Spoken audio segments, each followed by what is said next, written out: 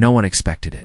Not the media, not world leaders, not even the climate experts who spend their days calculating what is and isn't possible. But on a dry, blistering morning in Burkina Faso, one man flipped the script on all of them. His name is Ibrahim Traoré, and what he pulled off in just 1 hour has the world speechless. It wasn't a speech. It wasn't a protest. It wasn't a promise. It was action. Pure, disciplined, military-grade execution for nature. At exactly 6 a.m., the capital city of Ouagadougou came to a near standstill. Markets didn't open. Banks paused transactions. Schools remained closed. The only movement came from buses and trucks heading out of the city, packed not with protesters or supplies, but with people carrying seedlings, saplings, and tools. From the sky, drones began to rise. Not for surveillance or war, but to sow seeds across the cracked, thirsty land, and leading the effort, with his boots already covered in dirt and hands stained from labor, was none other than President Traoré himself. No presidential convoy, no fancy speech, no journalists standing nearby with microphones. It's just him, a shovel, and the will to reclaim a continent's future. The goal? 5 million trees in 1 hour. No one had ever done it before. No one believed it could be done. But this wasn't a media stunt. It wasn't about going viral. This was personal. For years, Burkina Faso has been on the front lines of climate collapse. The encroaching Sahara swallows more of its farmland every year. Villages once rich in vegetation now choke on dust. And instead of waiting for international aid or climate summits, Traoré decided to act. He called it Operation Green Hour. Thousands of volunteers had been mobilized weeks in advance. From school children to soldiers, from elders to students, the entire country moved like a single organism. They weren't planting trees or reclaiming dignity. Each sapling had been tagged. Each site had GPS coordinates. Every region had a planting target. Military trucks transported biodegradable seed pods, while aerial drones mapped progress. In real time, agricultural students served as coordinators. Local artists painted signs of encouragement, and the entire operation was live-streamed online for the world to witness. By 6:30 a.m., over 2 million trees were already in the ground. But here's what made it even more powerful.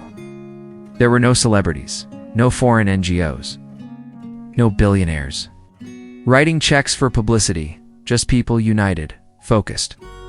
Purposeful. Traoré, meanwhile, didn't stop moving.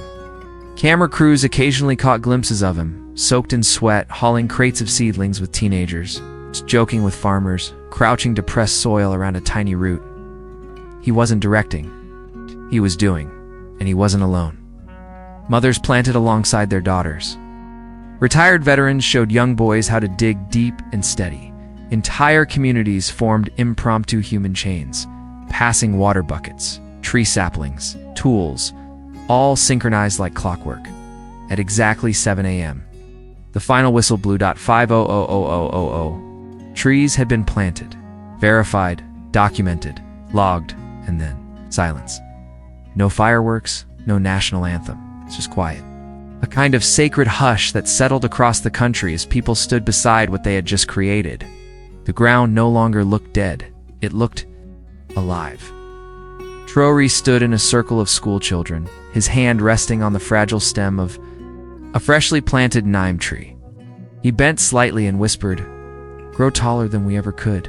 That moment was captured on video. Within an hour, it was everywhere. Across Africa, the moment was hailed as historic. In Kenya, environmentalists called it the new Great Green Wall.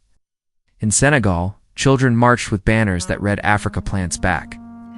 In Nigeria, a trending hashtag took over Twitter, #GreenWithTraore, but the Western media, silent. No breaking news. No primetime features. And maybe that's part of the story, because Traoré didn't do this for headlines. He did it for survival, for dignity, the simple belief that the continent that fed the world could also heal it.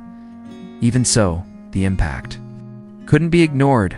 Climate scientists were baffled. International observers scrambled to confirm the numbers. UN released a quiet statement calling it remarkable. African Union went further, calling it an environmental revolution. Led by the people, but the world was already catching up. Environmentalists in Brazil offered to share drone data with Burkina Faso. Youth movements in India pledged to replicate the initiative. A popular climate activist in Sweden tweeted, "Real leadership doesn't wear suits. Sometimes it wears dust and sweat." And then came the unexpected. An Israeli journalist normally critical of African politics tweeted, "I never thought I'd say this, but Traore just did more for the planet in 1 hour than most G7 nations will do all year." That tweet alone hit 20 million views, but the most powerful response came from the people of Burkina Faso themselves. In villages once haunted by drought, kids ran barefoot between saplings, laughing, pointing, whispering, "This one is mine." What Traore proved in those 60 minutes was simple but radical. You don't need permission to change the world. You don't need wealth. You don't need applause. You just need will, and sometimes that will takes root. Literally. So while world powers debate at climate conferences, Traore planted. While billionaires tweet about going green, Traore got his hands dirty. And while skeptics smirked at the very idea, he made the desert bloom. If this story moved you, hit like, subscribe, and join us here at Black Lion of Africa. Let us know in the comments, would you help plant 1 million more? Because what? Started in Burkina Faso, might just grow across the entire continent.